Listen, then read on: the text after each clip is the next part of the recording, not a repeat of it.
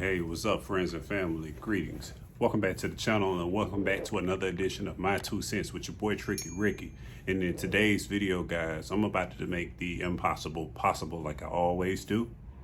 I own a 2017 MacBook Pro. I finally upgraded my old prehistoric one that I installed the Wave stuff on. And when I got it, I had only like 128 gigs of disk space. All right, so I went out and purchased an adapter. And then I purchased a Sabrent 512 gigabyte SSD nano rocket drive. And I replaced those hard drives, right?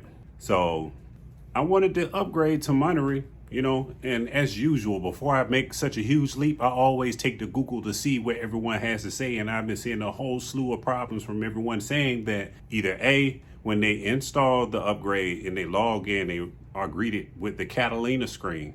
And then there are some who take other extreme measures like using terminal codes or using patchers and all that stuff that can potentially brick your system if it receives an upgrade. All right.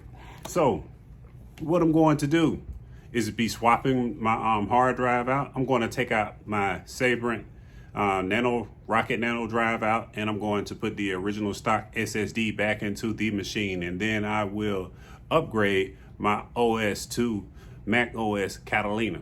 So why would I need to do this? The reason being is Apple, when they designed their hard drives, they made it to where you need every piece of Apple OEM components in order to safely upgrade, okay? Any other third-party SSD drive will not have this security feature in to where it makes it compatible with Apple. Apple is closed source. Apple is not going to share this information with companies like Sabrent. So now look, I must tell you, what you're about to see, it should be done at your own risk because I will assume no liability if anything goes wrong. I am the one that's being the guinea pig, so please enjoy this video. And if you like it, give it a thumbs up, mash the subscribe button, turn on the post notifications so you don't miss when I do another video like this. So without that being said, let's go ahead and tear down my MacBook Pro. Let's go. All right, guys, so as you can see, I have my 2017 MacBook Pro. Also, I have my factory hard drive that came with this unit. I put it in a little sandwich bag. And here are my cooking tools. I have my headset, the driver. I'm gonna need a AP5 and a T4 bit for this project. All right, so let's dig in.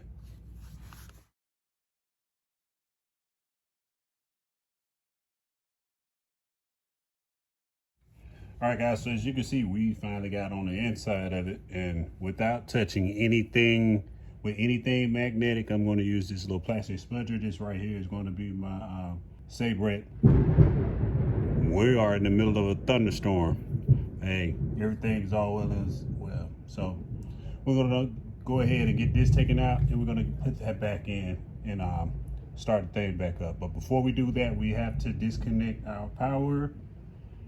And there's another screw under here. We'll get to that in just a moment. So hang tight.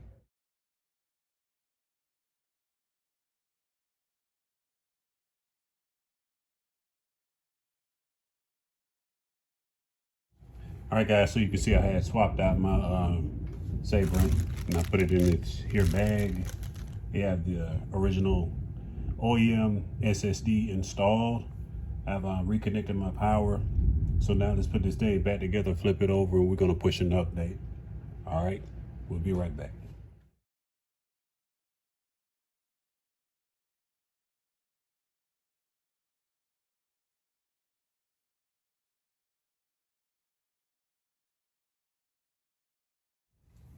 Okay, guys, so as you can see, I've gotten the machine disassembled. I removed the third-party hard drive, and then I installed the factory drive. So now what I'm going to do now is push the update from, you know, Catalina to Monterey, you know. And when I get this update, I will have all the firmware inside of my logic board, the boot, ROM, all that stuff, SCMC, all that stuff that's internal will get upgraded when you have all these components. So I'm going to install my OEM SSD, push the update, get the firmware updates that I need, and then I will take this SSD out, put mine back in, and then I will reformat it, and then I will push an internet upgrade, to reinstall it. All right, so hang tight, we'll be right back.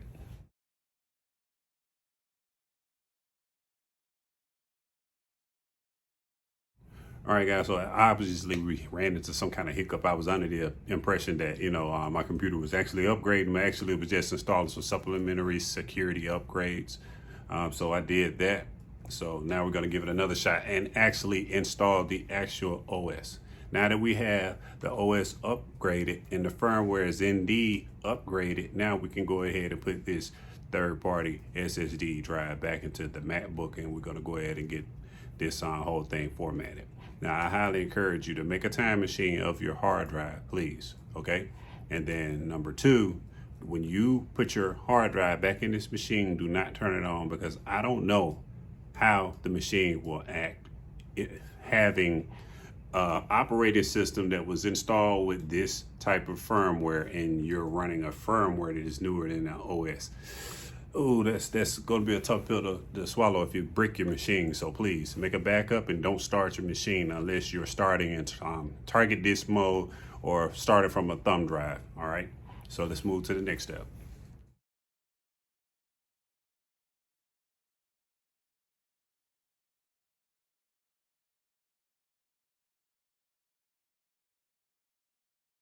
All right, y'all, so it's time for the moment of truth. I know if I open this lid, it's going to boot up.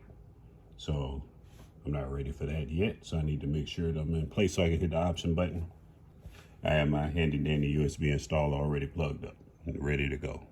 All right, so let's give it a shot. Let's see.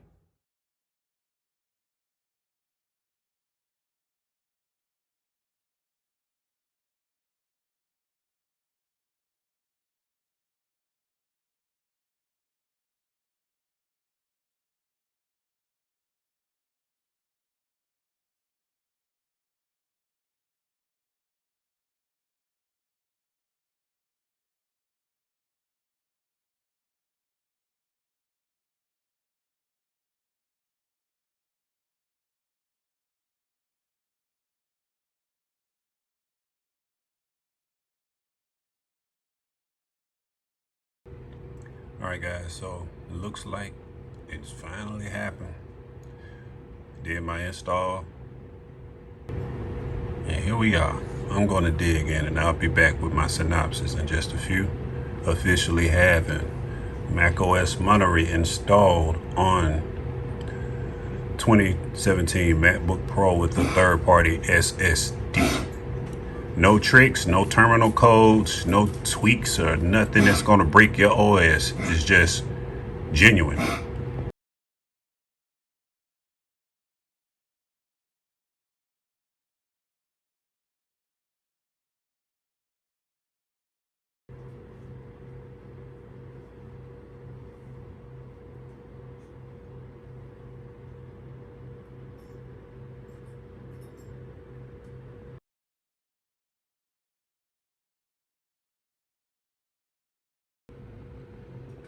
We got here. Oh, we made it. Oh, yeah. We made it. All right, guys, so there you have it. So as you can see, after bumping my head on the ceiling a couple of times, I was able to get it.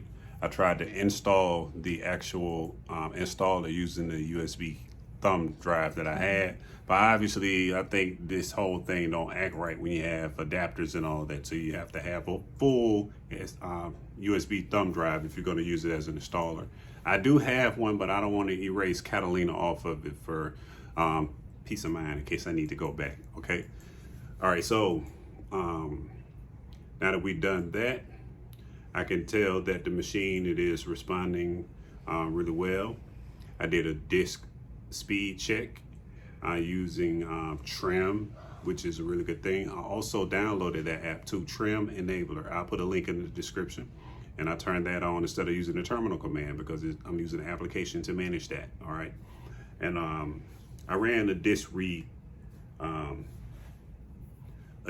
test, and it was saying that my read was like what 400 and some megs per second at 1200 something right, give or take, which was slower than the Mac OEM SSD. So what I did is I opened this program called Onyx. I'll leave a link to that one as well. And what I did was I ran a maintenance on the machine, and I erased all the logs and all this stuff, and it basically made everything work after I've restored my time machine. Now, there were some apps that I did had to erase and reinstall because of the incompatibilities of these pieces of applications to Monterey, because some of which are not compatible with, or you have to upgrade to use it with. For example, Logic Pro. It won't work if you had 10.4, you had to go to 10.7. So, I had to end up upgrading that, and I had to upgrade Motion. And Final Cut Pro is still fine. It's asking me to push an update, but I don't want to get that update because I made some mods to my Final Cut and I have it fully loaded. All right, so I had to back that up and push my update and see if it bothered it. If not, I'll revert back. Neither here nor there. But my battery life, guys, I'm still seeing a battery drain. That's going to be a given, man. I mean, you're using a piece of equipment inside of this machine that wasn't designed for it, and it don't have all the proper protocols to put a limit on your battery. Okay, so it's just a tough pill you're gonna have to bite. All right. Every now and then, well, not every now and then, it only happened once. I started my machine and I was greeted by the folder with the question mark on it. So I just hit the param reset, and then it started up. No more troubles whatsoever. For some odd reason, when I use my sidecar, when I try to use it wirelessly, it connects, disconnect, connects, disconnect, connect, disconnect. So I'm finding myself having to connect my iPad directly to my MacBook Pro using the lightning cable. All right. Another thing, I like the interface and everything, but I really haven't had the opportunity to sit down and dig in and see exactly what all the quirks, the risk, the benefits, all that stuff. I'll drop a video later to give you all more feedback in how this whole thing went. So guys, if you like this video, feel free to give it a thumbs up. And again, mash subscribe so you don't miss when I post another video like this. And I do thank all those who stayed until the end. And until we meet again, please stay safe. Hold it in a row, and I'll see you in the next video. All right? Peace.